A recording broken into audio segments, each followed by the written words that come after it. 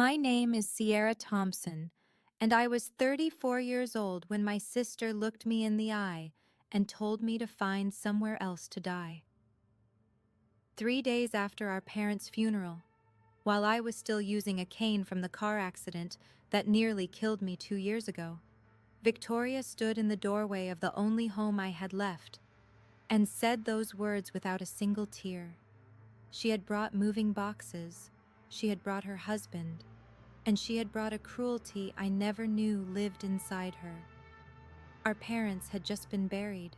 The flowers on their graves hadn't even wilted yet, and my sister, my own blood, was throwing me out of the house where I'd spent the last 2 years recovering, healing, and caring for the very people she barely visited. She thought I had nothing. She thought I was useless. She thought wrong. Before I tell you what happened at the lawyer's office 3 days later, please take a moment to like and subscribe, but only if you truly enjoy this story. Let me know in the comments where you're watching from and what time it is there. To understand why those words cut deeper than any knife, I need to take you back to the day everything changed. 2 years before my parents died, I was a landscape architect with my own small firm in Hartford. I designed gardens for wealthy clients, restored historic estates, and had just landed a contract with the city's Botanical Society. Life was good. Life made sense. Then a drunk driver ran a red light. I don't remember the impact. I only remember waking up in a hospital room with metal rods in my spine and doctors explaining that I might never walk again. The surgery took 11 hours. The recovery would take years. My apartment had stairs I couldn't climb. My office had projects I couldn't manage. My savings had limits that medical bills didn't respect. So when my parents offered their guest room on the first floor, I said yes. I moved back into the house where I grew up, into the bedroom that still had my high school track trophies on the shelf. For 18 months, I used a wheelchair. I learned to navigate door frames and bathroom tiles and the particular humiliation of needing help with things I'd done alone since childhood. My mother read to me on bad days. My father built a ramp for the back porch so I could sit in the garden. Victoria called once a month, sometimes less. She never asked about my physical therapy. She never asked how I was managing. The few times she did call, if I answered the phone, her response was always the same. "Oh, you're still there. Put Mom on." Still there, like I was a stain that wouldn't wash out. What Victoria didn't know, what she never bothered to ask, was that 4 months before our parents died, I had started walking again. First with a walker, then with a cane. I was healing. I was getting stronger. But to her, I would always be the useless one. The Christmas before my parents died, Victoria came home with her perfect family in tow. Derek wore a cashmere coat that cost more than my monthly medical bills. Their 2 kids, Emma and Jack, ran through the house like they owned it. Victoria directed everyone like a stage manager, rearranging the furniture, critiquing my mother's table settings, reminding us all how things should be done. I spent 3 days preparing her children's favorite meals: homemade mac and cheese for Jack, chocolate chip pancakes for Emma. I did it standing at the counter with my cane propped against the stove, my back screaming after 20 minutes, because I wanted to contribute. I wanted to be useful. On Christmas morning, everyone gathered in the living room for the annual family photo. My father set up the tripod. My mother adjusted the ornaments on the tree. The kids fought over who got to stand in front. Victoria looked at me and smiled, but it wasn't a warm smile. "Sierra, maybe you should sit this one out. We want a nice photo for the Christmas card." The room went quiet. My mother opened her mouth, then closed it. My father stared at the camera like he hadn't heard. "It's just," Victoria shrugged, "the wheelchair doesn't really fit the aesthetic, you know?" I wasn't even in the wheelchair anymore. I was standing, with a cane. But I didn't argue. I had learned that arguing with Victoria only gave her ammunition. So I smiled, nodded, and walked into the kitchen. Through the window, I watched my family pose without me. I heard the shutter click. Once, twice, 3 times. I didn't know then that my father had watched the whole thing, and I didn't know what he did the very next morning. My parents died on a Tuesday in March. They were flying to California for an old college friend's wedding. A private charter, 6 passengers, clear skies. The plane went down somewhere over Nevada. They said it was mechanical failure. They said it was quick. I was in the garden when the call came, pruning the roses my mother had planted 15 years ago. The phone rang, and 30 seconds later, my entire world collapsed. Victoria flew in for the funeral. She handled everything, the arrangements, the flowers, the guest list. I was too numb to fight her on it. I sat in the front pew at the service and realized I didn't recognize half the people there. Victoria's friends, Victoria's contacts, people who had never met my parents but wanted to be seen paying respects. 3 days after we buried them, Victoria asked to speak with me privately. She found me in the living room, surrounded by sympathy cards I couldn't bring myself to open. She didn't sit down. She stood in the doorway with her arms crossed, Derek hovering behind her like a shadow. "I've spoken with the lawyer," she said. "Everything goes to me. The house, the accounts, everything." I looked up. "What lawyer?" "The lawyer?" She waved her hand dismissively. "Mom and Dad's estate attorney. He confirmed it." "Did he give you documents? A copy of the will?" Victoria's eye twitched, just slightly. "I don't need to show you anything. You have 2 weeks to find somewhere else to live." Something cold settled in my stomach. Victoria had said the lawyer. Not a name, not a firm, just the lawyer. My parents had used Harold Whitmore for over 20 years. If Victoria had actually spoken to him, she would have said his name. She was bluffing. That night, I sat alone in my parents' study and took inventory of my life. No job. I had closed my firm 18 months ago when the medical bills made it impossible to keep the lights on. No savings. What little I had went to co-pays, specialists, and the endless parade of prescriptions that kept my spine from seizing up. No income. Disability payments covered the basics, barely. And now, apparently no home. I looked around the room. My father's desk, worn smooth by 40 years of use. My mother's reading chair, the fabric faded where she always rested her head. The window that looked out over the garden we had built together, her planting, me designing, both of us dreaming about what it could become. This house wasn't just 4 walls and a roof. This was where I took my first steps, where I learned to ride a bike in the driveway, where my mother taught me to cook and my father taught me to argue. Every room held a memory. Every corner held a piece of my parents. If I walked away now, I wouldn't just lose a house. I would lose them all over again. And worse, I would be proving Victoria right. I would be accepting that I was useless, that I didn't deserve to be here, that I was worth nothing. I couldn't accept that. I wouldn't. I started opening drawers, looking for something, anything, a clue that Victoria was wrong. In the bottom drawer of my father's desk, beneath old tax returns and faded photographs, I found a business card. Harold Whitmore, estate attorney. I turned it over. On the back, in my father's careful handwriting, were 6 words. Call him. He knows everything. My father never wrote notes. Never. So why this one? 3 days later, Victoria came back. I was in the living room, practicing my walking without the cane. The physical therapist said I was ready to try. I wanted to prove I could do something on my own. The front door slammed open. Victoria walked in carrying cardboard boxes, Derek trailing behind with more.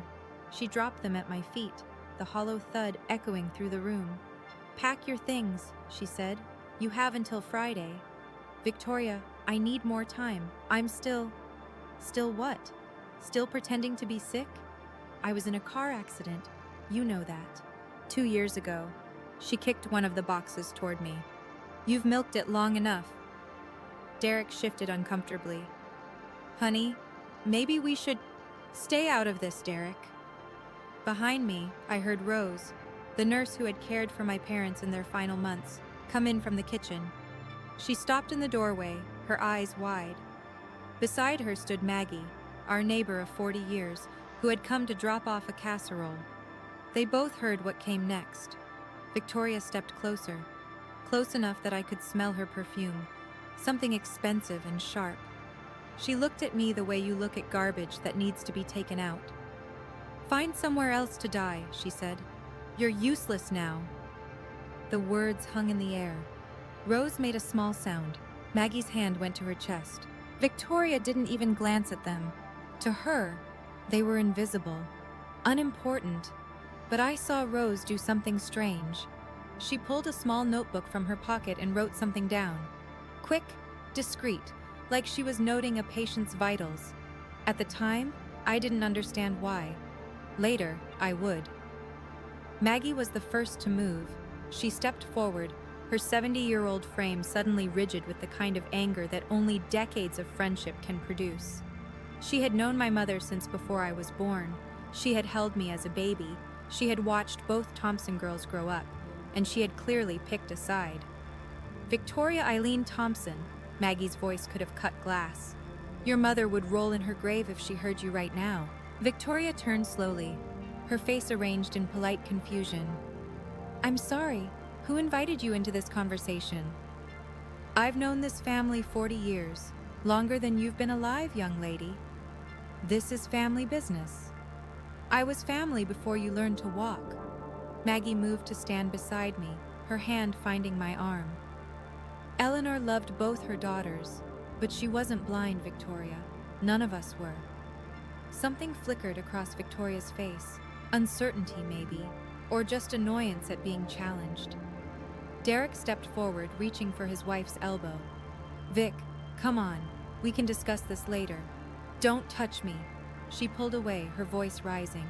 "My mother left me in charge, not her, not some neighbor who thinks she has a right to—" "Your mother didn't leave you in charge of anything." Maggie's words were quiet, final. "Not yet." The room went still. Victoria's jaw tightened. She looked at me, then at Maggie, then at Rose, who was still standing in the kitchen doorway with her notebook. "Fine." Victoria grabbed Derek's arm and pulled him toward the door. "Friday, Sierra. I want you out by Friday." The door slammed behind them.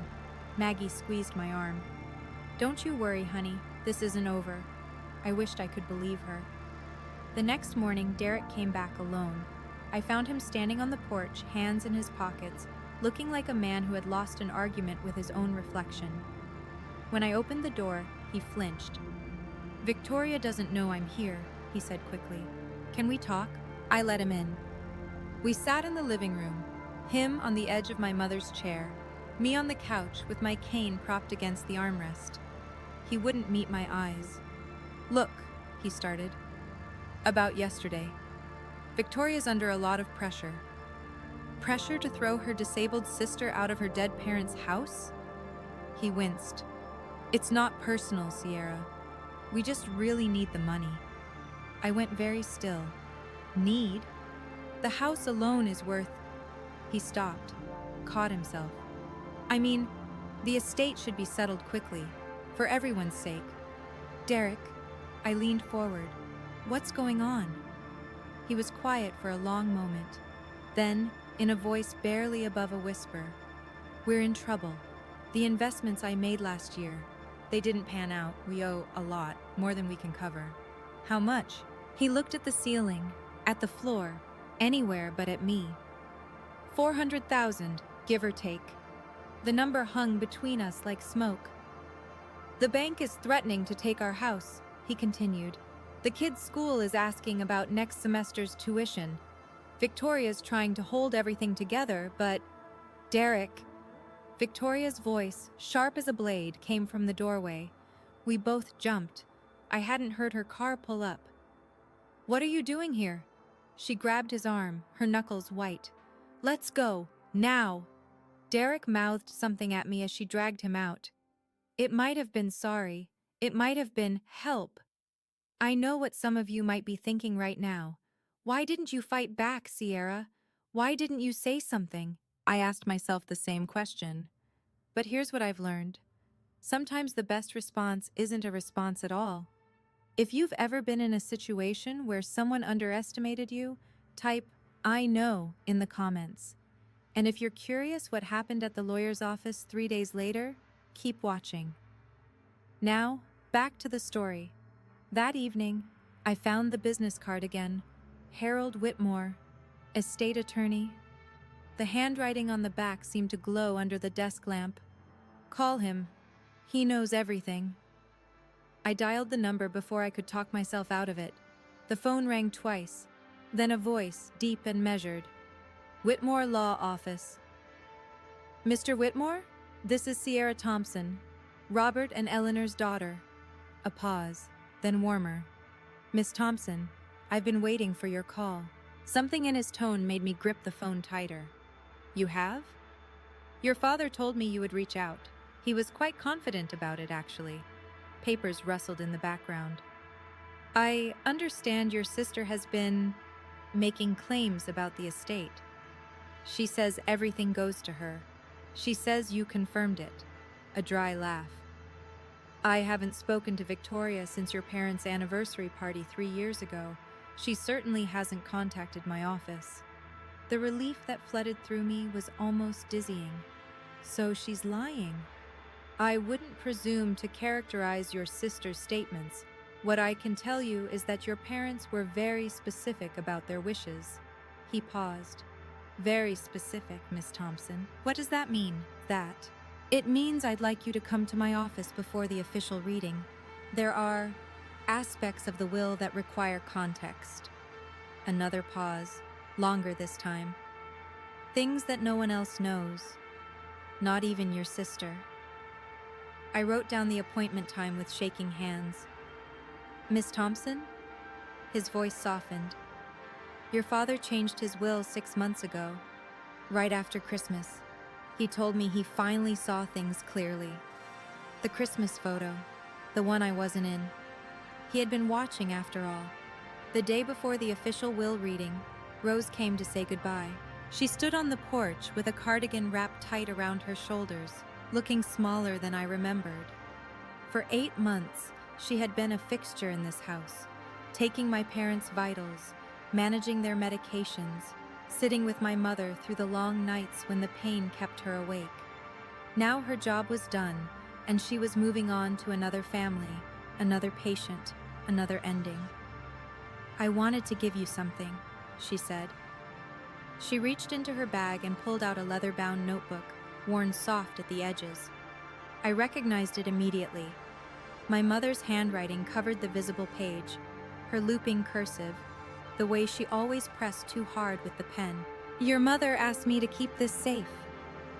Rose pressed the notebook into my hands. She said you'd need it someday. She said you'd know when. I traced my mother's initials on the cover. What's in it? Her thoughts, her days, her observations. Rose hesitated. The last few pages are about you and your sister. I didn't read them. It wasn't my place. But I think she wanted you to understand something. Understand what? Rose glanced toward the street, as if checking that we were alone. There's something else. With Mr. Whitmore. Your mother recorded a message a few months ago. A video. She met my eyes. She was very clear about when it should be played. My throat tightened. Rose, why are you telling me this? She reached out and squeezed my hand. Your mother knew, Sierra. She knew what Victoria would do, and she prepared. Rose stepped back toward her car. Your parents loved you both, but they weren't blind. The notebook felt heavy in my hands, like a promise, like a warning. Victoria organized the memorial reception like she organized everything, expensively and without consulting anyone. The restaurant was Italian, upscale, the kind of place with cloth napkins and waiters who introduced themselves by name. She had rented out the private dining room, arranged for catering, sent invitations on cream-colored cardstock with my parents' names embossed in gold. She hadn't asked me about the menu. She hadn't asked me about the guest list. She hadn't asked me anything at all. I arrived late. My taxi had gotten stuck in traffic, and walking from the parking lot with my cane took longer than I'd planned. By the time I reached the entrance of the private room, Victoria was already standing at the head of the long table, a glass of wine in her hand, giving a speech. 40 people sat before her. Aunts and uncles I barely recognized. Friends of my parents whose names I'd forgotten. Derek's business associates. Victoria's book club. A sea of faces, some grieving, most just there to be seen. Worked their whole lives for this family, Victoria was saying. Her voice carried that particular pitch she used when she wanted people to admire her. And I promise to honor that legacy. This house, this community, everything they built, I will protect it. She said this family like a claim, like a deed of ownership. I stood in the doorway, and not one person in that room acknowledged me. Mom and Dad would be so proud of what we've accomplished, Victoria continued. The Thompson name will endure. I'll make sure of it.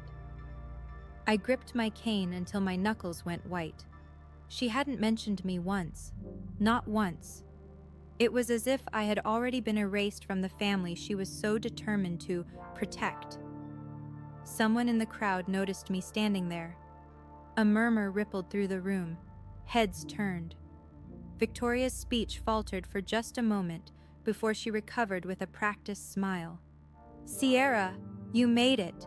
The way she said it, like my presence was a mild surprise, an afterthought, made my skin crawl. I made my way toward an empty seat near the back, my cane tapping against the polished floor in the silence. "Victoria!" It was Aunt Dorothy, my father's older sister, speaking from the middle of the table. "What about Sierra? Where will she live now?" The question hung in the air. 40 pairs of eyes shifted between us. Victoria's smile didn't waver. "Sierra has her own plans. She's transitioning." "Transitioning to where?" Dorothy pressed. Victoria shrugged delicately. "Wherever she can manage. She's always been resourceful." A few people chuckled. Small laughs, nervous laughs. The kind people make when they're not sure what else to do.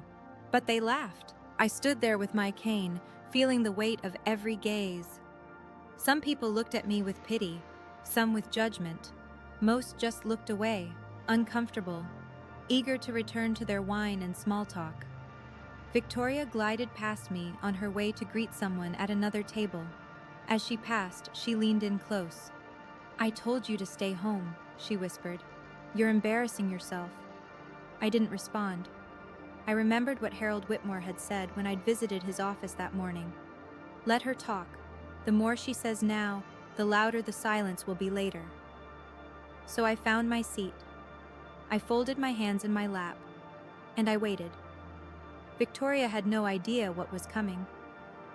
Maggie arrived 20 minutes later, wearing black and carrying a look that could curdle milk. She scanned the room until she found me, alone at my corner table, pushing food around my plate without eating. Then her gaze shifted to Victoria, who was holding court near the bar, laughing at something Derek had said. Maggie's jaw tightened. She walked straight toward me. "Is it true?" she asked, sitting down. "What Dorothy just told me, did Victoria really say you're transitioning?" I nodded. Maggie stood back up.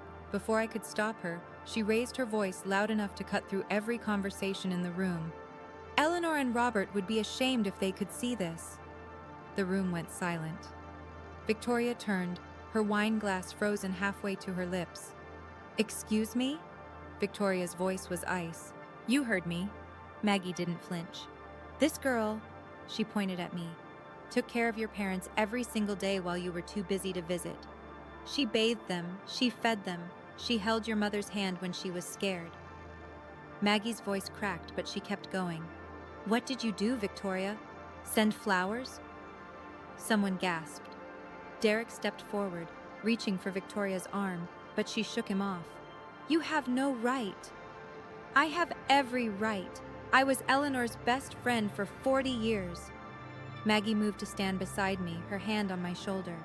"And I know exactly what kind of daughter you've been." The silence was absolute. Someone coughed. A fork clinked against a plate. Victoria's face had gone red, then white. For the first time, I saw something crack in her composure, something uncertain.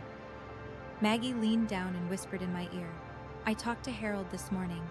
He told me what's coming. Just wait, honey. Just wait." 3 days later, I walked into Harold Whitmore's office on the 12th floor of the Hartford Financial Building. The receptionist directed me to a conference room at the end of the hall, all dark wood and leather chairs, floor-to-ceiling windows that looked out over the city. The kind of room where important things happened. Victoria was already there. She sat at the head of the table like she owned it, her Hermes bag positioned just so, her posture perfect. Derek sat beside her, scrolling through his phone with the desperate energy of a man who wanted to be anywhere else. I took a seat across from them. My cane leaned against the chair. Victoria didn't look at me. Harold Whitmore entered with a leather briefcase and a court reporter trailing behind him. He was older than I remembered, silver-haired, distinguished, with the kind of calm that comes from decades of delivering life-changing news to people who weren't ready to hear it. "Thank you all for coming," he said, settling into his chair. "Before we begin the formal reading, I need to verify a few things." He opened a manila folder and looked at Victoria. "Mrs. Hartley, have you ever seen the complete will your parents filed with my office?" Victoria straightened. "I've seen the will, yes. It was in my mother's nightstand." "The document in the nightstand." Harold nodded slowly. "Can you describe it?" 4 pages, standard legal language. Everything left to me as the eldest daughter. Harold removed his glasses and cleaned them with a cloth. The gesture was unhurried, almost theatrical. "Mrs. Hartley," he said quietly, "have you ever seen the complete will, or just the summary your mother kept as a reference copy?" Victoria's hand tightened on her bag. For the first time, her smile disappeared. "What are you talking about?" Victoria's voice had an edge now. "A summary? That was the will." Harold opened his briefcase and withdrew a thick document bound in blue legal backing. He placed it on the table between us. "This is your parents' last will and testament. 32 pages. Executed 6 months ago in this office. Witnessed by 2 of my associates. Notarized and filed with the probate court." Victoria leaned forward. "That's impossible. I saw the will. It was dated 5 years ago. It said, 'What you saw, Mrs. Hartley, was a preliminary draft. Your parents kept it in their nightstand as a reference, but they updated their estate plan significantly before their passing.'" Harold tapped the document. "This is the legal version, the only version that matters." Derek's phone clattered to the table. He didn't pick it up. "This is fraud." Victoria stood, her chair scraping against the hardwood. "You're helping her commit fraud. She probably forged—" "Mrs. Hartley." Harold's voice didn't rise, but it hardened. "I have been your family's attorney for 22 years. I drafted your parents' first will when you were 15 years old. I do not commit fraud, and I don't appreciate the implication." Victoria opened her mouth, closed it. Her hands were shaking. "Sit down," Harold said. It wasn't a request. She sat. I watched my sister's face cycle through emotions, disbelief, anger, fear. When she finally looked at me, there was something new in her eyes, something that looked almost like panic. "They wouldn't do this," she whispered. "They wouldn't." Harold began turning pages. "Perhaps we should let your parents speak for themselves." The room felt smaller, the air felt thinner, and I realized that everything was about to change. Harold read slowly, deliberately, giving weight to every word. "To our daughter Victoria Louise Thompson Hartley, we leave our investment portfolio, valued at approximately $14 million, to be held in a managed trust. Victoria may withdraw a maximum of $50,000 per year, with the remainder to be distributed to her children upon their 30th birthdays." Victoria made a sound like she'd been punched. "A trust?" Derek leaned forward. "What do you mean, a trust? We need that money now." Harold continued as if Derek hadn't spoken. "The document includes a letter from your parents explaining their reasoning. Shall I read it?" "Yes," I said, before Victoria could object. Harold adjusted his glasses. "We love Victoria with all our hearts, but we have watched her struggle with financial decisions throughout her adult life. We have seen money disappear into ventures that never materialized. We do not wish for our life's work to be lost within a year of our passing. The trust is not a punishment, it is protection. Victoria's face had gone from white to gray. Derek was staring at the table like he wanted it to swallow him. Now, Harold turned several pages. Regarding the family home and surrounding property valued at approximately $4 million, I stopped breathing. We leave our home to our daughter, Sierra Ann Thompson, with the condition that it may not be sold for a period of 10 years. Sierra has been our comfort and companion through our final years. She has tended our garden, held our hands, and given us peace. The house belongs to her. She has earned it. My vision blurred. Somewhere far away, Victoria was saying something, objecting, demanding. But I couldn't hear her. All I could hear was my parents' voices, reaching out from beyond the grave. "There's one more thing," Harold said. He reached into his briefcase and withdrew a USB drive. "Your parents recorded a video message to be played at this reading. They were quite insistent about it." Victoria's head snapped up. "What video? I never knew about any video." "That was the point, Mrs. Hartley." Harold connected the drive to a laptop, and a moment later, my mother's face appeared on the screen mounted on the wall. She was sitting in our living room, in her favorite chair by the window. My father stood behind her, his hand on her shoulder. They both looked tired. They both looked determined. "Girls," my mother began, "if you're watching this, it means we're gone, and it means things have unfolded the way we feared they might." My father spoke next. "Victoria, you're our firstborn. We've loved you since the moment you arrived, but love doesn't mean blindness. We've watched how you treat your sister. We've seen the way you dismiss her, diminish her, push her aside." My mother's eyes glistened. "Sierra, you are not useless. You never were. You are our quiet strength. While Victoria chased things that glittered, you stayed, you cared, you showed up." "We changed our will after Christmas," my father said. "After we watched Victoria exclude you from the family photo. After we heard her tell your mother that you were dragging us down." His voice cracked. "We weren't going to let our death become another way for you to be erased." My mother reached toward the camera. "We hope you two can reconcile. We really do. But if you can't, if Victoria continues down this path, at least Sierra will never be thrown out of her own home." The screen went dark. I couldn't see through my tears, but I heard Victoria's chair scraping back as she stood and walked out without a word. If you've ever had someone in your family finally see your worth, even if it was too late, you know exactly how Sierra felt in that moment. Type "finally" in the comments if this scene hit home for you. And for those wondering what Victoria did next, trust me, the story isn't over. The real confrontation was about to begin. But first, let me know. Do you think Victoria deserved what she got, or was it too harsh? Comment below. Now, back to the story. Victoria didn't get far. I found her in the hallway outside the conference room, leaning against the wall with her arms wrapped around herself. Derek stood a few feet away, phone pressed to his ear, speaking in urgent whispers to someone. A bank, maybe. A creditor. The people who were circling their lives like sharks. When Victoria saw me, something broke. "This isn't fair." Her voice was raw. "You don't understand. I have a family to support. I have responsibilities. You have a sister you told to find somewhere else to die." She flinched. "I didn't mean—" "Yes, you did." I kept my voice steady. "You meant every word. You've meant every word for years. You don't know what it's like." She was crying now, mascara streaking down her cheeks. "Derek's investments collapsed. We owe $400,000. The bank is going to take our house. My children are going to lose their home, and you—" She pointed at me with a shaking finger. "You don't have anyone. You don't have kids.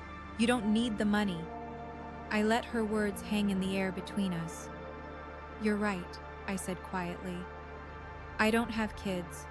I don't have a husband. I don't have any of the things you think make a person valuable. I took a step closer. But I also didn't spend years treating my own sister like garbage. I didn't stand in our parents' house 3 days after their funeral and tell you to find somewhere else to die. Victoria's shoulders shook. For a moment, she looked like the little girl I remembered from childhood. Lost, scared.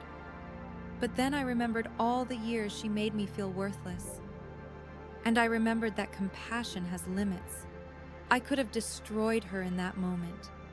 I could have listed every cruel comment, every dismissive gesture, every time she made me feel like I didn't deserve to exist.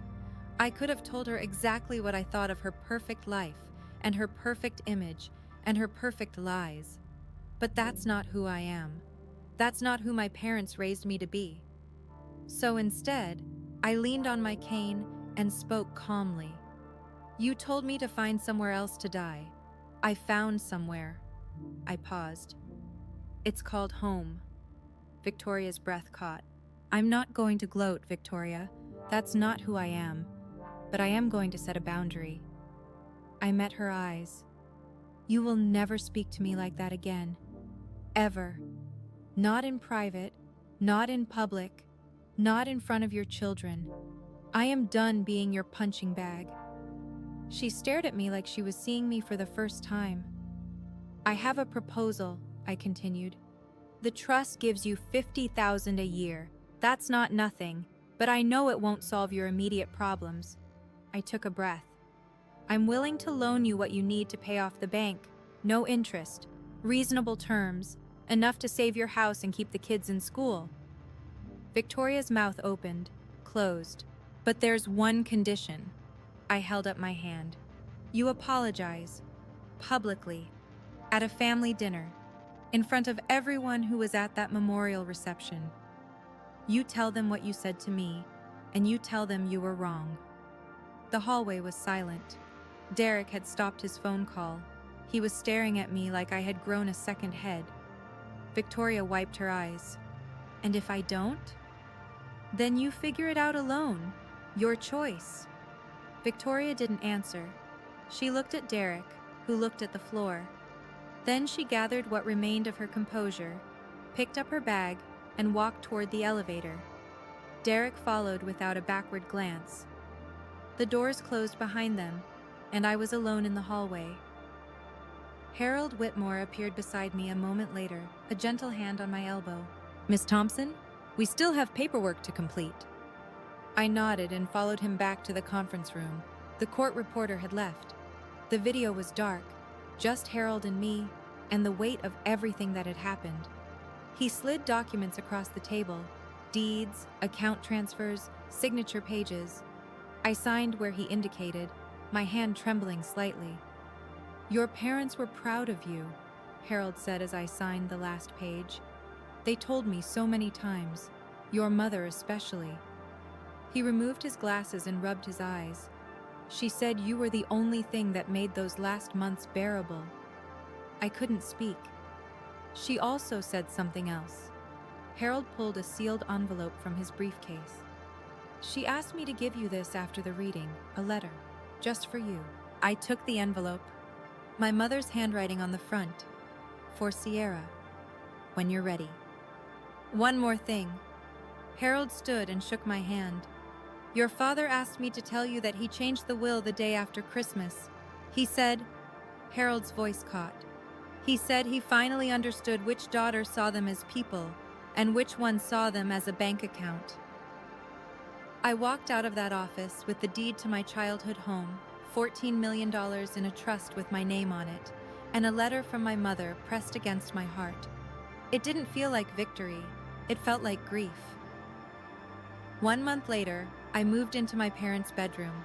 It felt strange at first, sleeping where they had slept, waking up to the same view of the garden that my mother had seen every morning for 30 years. But it also felt right, like they had saved a space for me. I continued my physical therapy 3 times a week. Most days, I didn't need the cane at all anymore. I was walking on my own, cooking my own meals, starting to imagine what a future might look like. The neighborhood had changed in small ways.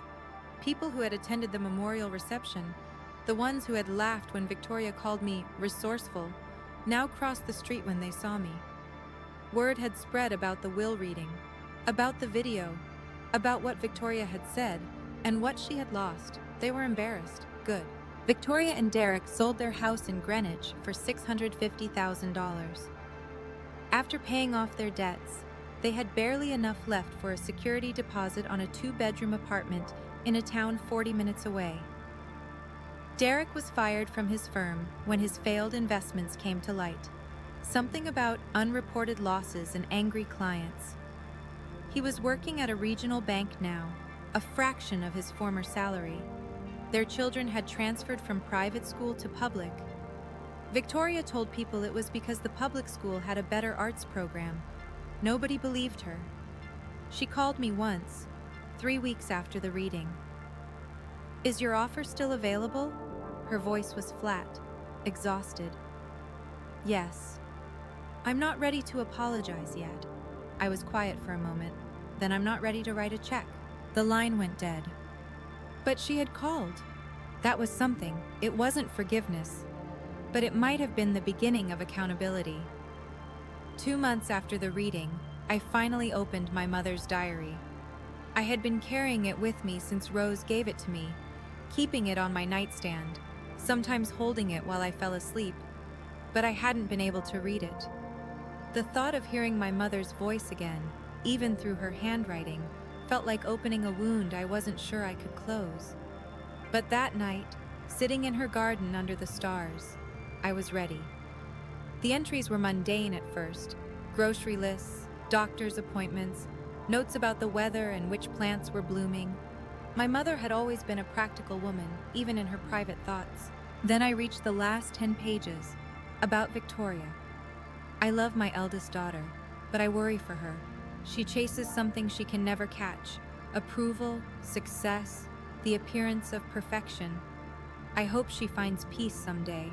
I hope she realizes that what she has is enough." About me. Sierra doesn't know how much she saved us.